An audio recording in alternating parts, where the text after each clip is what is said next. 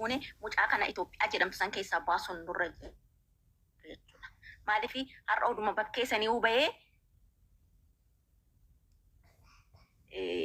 diina gurguddaa qaba. Mucaan kun qawweedhaan dhaamee jira. Har'as immoo saroota isatti duutu baay'eetu jira. Rabbiin dhugaasaa baasee gurbaa kana gaafuma mana hidhaa sanii huba'e. Maal namni har'a Itoophiyaa jedhamtu san keessatti koo namni dubbate koo maftiin argatu dhugaan argatu koo dhugaadhaan hoo deemte dhugaan argattu sobaan hoo deemte dhugaa argatta jechuudha biyya Itoophiyaa jedhamtu san keessatti. Kanaafuu rabbiin dhugaasaa baasee rabbiin dhimimmaan harmeesaa gurbaan kun bakkee inni ka'ee mucaa gaarii oofutu har'a ka'ee darajaa kana ga'ee guddatee bakkee biddeen argatee of jedhee bakkee jireenya gaarii jiraachaa jirutti tokko tokko akka seexanni baskootiidhaan namatti seenti jechuudha. Kanaafuu warri gurguddaa warri beektan warri cimaawwan gurbaa kanaan sagalee taanee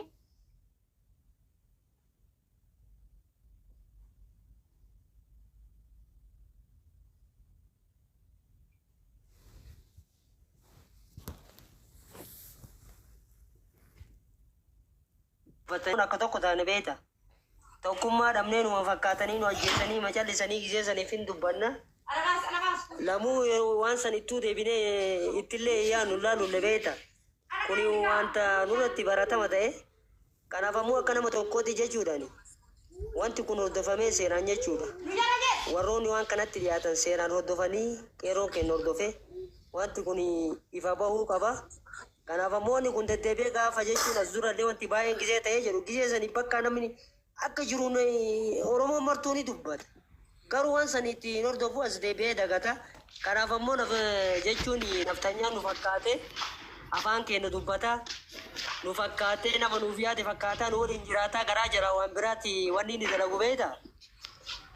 Kanaaf namni keenya beekuu qaba. Walumaa galatti namni keenya jechuun waan ta'e meequ na baarsa qabna na fakkaata. Kanaaf namni keenya baay'een gisee jechuun inni ajjeefamee jiru namni waan dubbatu illee hin jiru yoo rabbi dubbate malee beeta. Baay'ee na ulfaate nama dubbii kun jechuun baay'ee na ulfaate dubbachuu illee hin feene beeta. Kanaaf ammootu jechuudha hordofamee jechuudha wanni kun hordofamee akka qaama seeraatiin hordofamee ifa nu bahu jechuu barbaade. Naganuma dubbachuu barbaade. Dubbachuu yoo hin barbaanne baay'ee nan dhagamee garuu haa ta'u garuma dubbachuu barbaade biroo.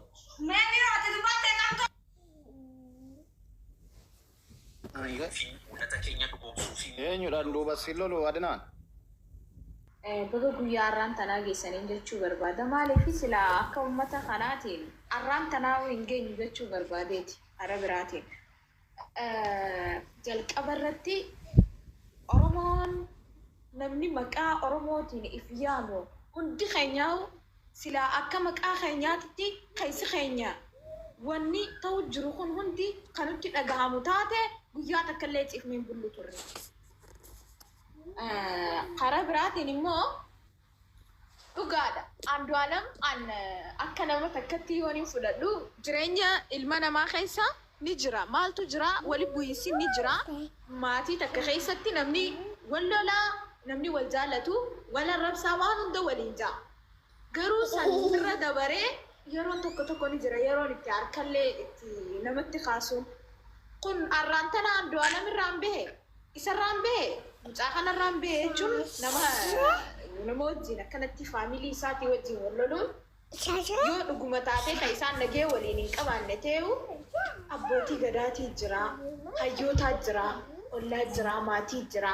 Kana hundarra dabareeti silaa Oromoon dillitu Andu'aalamiitu akkana godhee jettee ka dubbattu taati yoo birraa eegale mootummaan nama seeraan qorachiisu bara akka silaa jaamutti akka silaa nuti dhageenyetti za'a 24 keessatti shakkamaan takka qoratamee dhimmi san irra gahamee agartee miti namni san gallakkifamuu qabaa ja'an hidhamee inni du'a lamataa du'ee jechuudha. Nuti immoo ummata isa hin feene ummata silaa quba gaallaa ja'anii nutti qaban waliin taane isa tokkana godhee isaa tokkas godhee yoo inni akkana godhu ta'e kan nuti shaffaluu fi qabu nuti bar yoo inni ka dhugaadhaan waan kana godhe bar nuti aalleetii miti hayyoota meeqaan nu dura jira agar gaafata isa sanuu nuti kana kaane dhugaan qananii haa ba'u haa ba'u dhugaa qananii namni hundi ni barbaada nuti shamara akka isiiti kara takkaan akka ilmoo namaa takkan nu dhagahama ammoo mucaan kana amma duutii isaatii fi wanni isarra ga'ee fi wanni jawarra ga'e takka laala sababni isaa akkamitti guyyaa aartist Hacaaluu Hundeessaa ajjeefamee ja'anii jalqaba jawar irratti bilbilan Hacaaluun miidhamee jira jennaan Hacaaluun eega miidhamee jira teree akka eessatti gizee inni je'ee gaafatu maal ja'anii shaneetu ajjeesee Hacaaluun ta'ee jira namni kun ni hin qoratamneeti akkami shaneen ajjeesuu dandeessi arrammoo gizeen fi Mucayyoon akkana taatee jirti fooqirraaf darbattee ja'an nuti afaan Andu'aalam irraa dhageenye namni yeroo jalqabaa achi fuudhees Andu'aalam agartee of darbattee jirti inni yoo kaja'u taate isa ni amanna isarra caalteetii miti isinis inni niti isarra caalee yaani isaan lameenuu takka wal caalan hin jiru lubbuun namaa lubbuu namaati lubbuu simbirrootu kabajaa qabdi Oromoo biratti hayyoonni Oromoo maaliif callisanii jalqaba gaafa Hacaaluun nyaatamee ni callisni amma immoo akkamitti callisnaa jechuu barbaadan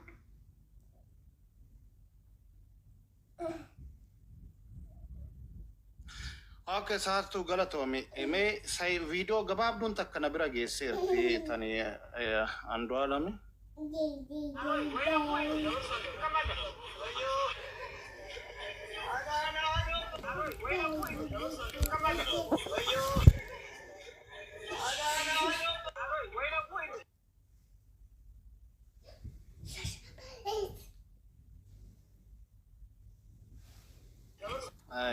Video gabaabdu wayiiti poolisiidhaan ajjabameetti innaa deemu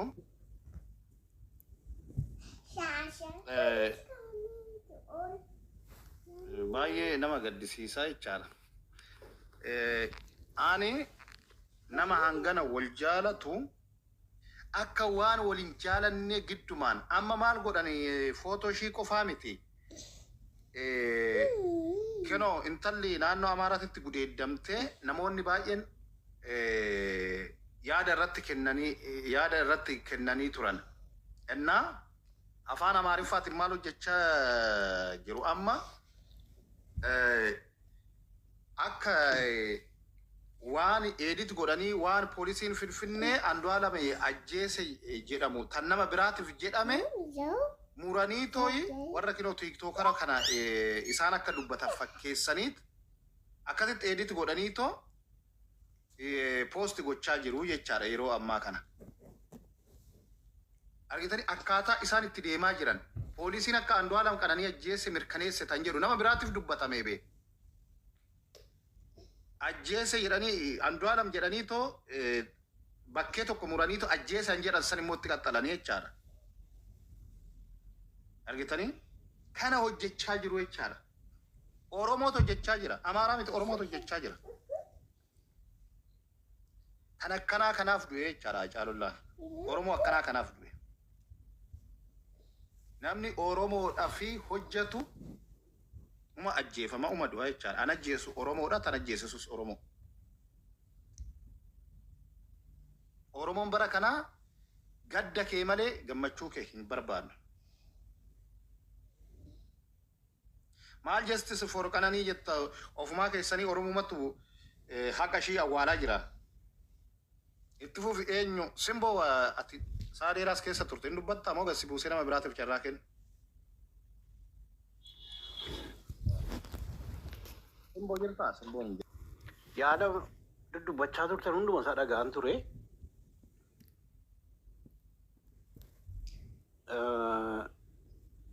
Waan ati jette keessaa waan ani fudhadhu kan ajjeesus Oromoo kan du'us Oromoo jette. Thank you. Ilaal amma lamaanuu Oromoo.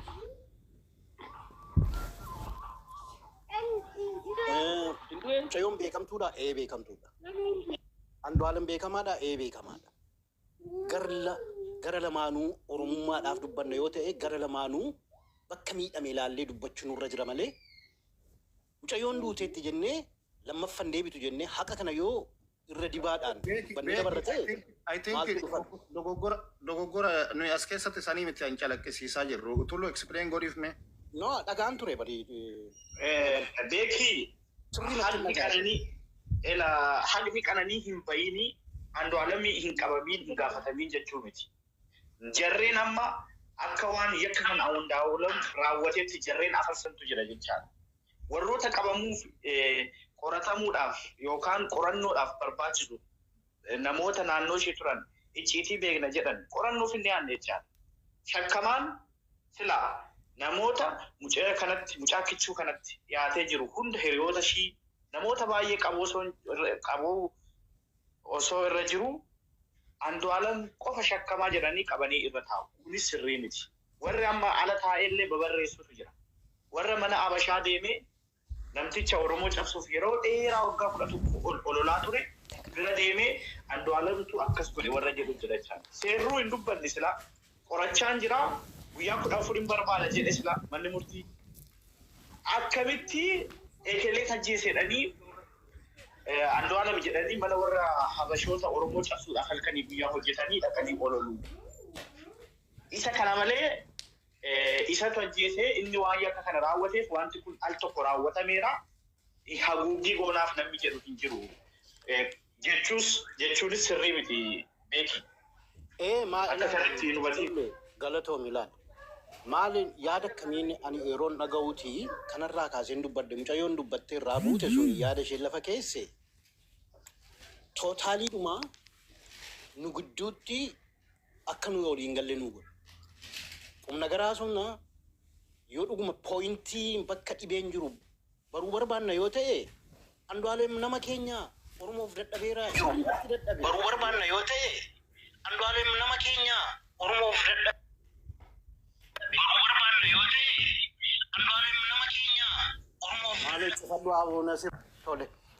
Amma ani akka mataa kootiitti waan hin dhageerraa BBC Afaan Oromoorraa gaafa waan kun ta'ee isaan bilbilanii bakka seeraa sana gaafatanii waan hin dhageerraati tarii nama shakkisiisa kan jedhamu tokko maa inni yeroo mucaan kana taateetti jedhan Andu'aalam mana ture jedhe BBC Afaan Oromooti dhaggeeffadhaa. Poolisiin yoo tulluun mana sana keessa jiraate yookaan roobaleen mana sana keessa jiraate ana sabakkee jiru qorannoodhaaf yeroo naa kennuu danda'an qabuudha. Garuu immediately tulluudhaa fi roobaleen mana sana keessa jiraate jennaan mana sana keessa kan jiru eenyu yeroo mucaan kana taatee jedhanii qoratu jalqaba isin lamaan hin qabatu. Hamma dubbiin kun bakkee ba'ee hamma isaan qoratanii fixanitti ishaaraatu jira. Ishaaraa kana fuudhanii qaama mucayyoo irraa ishaaraan fudhatamu hin jira. Wayyaa ishee irraa waan fudhatamu hin jira. Siree irratti duute yoo ta'e siree sanarraati maaltu argama. Qorannoo poolisii yoo beektan seera qorannoo yeroo namni yakka akkasii namarratti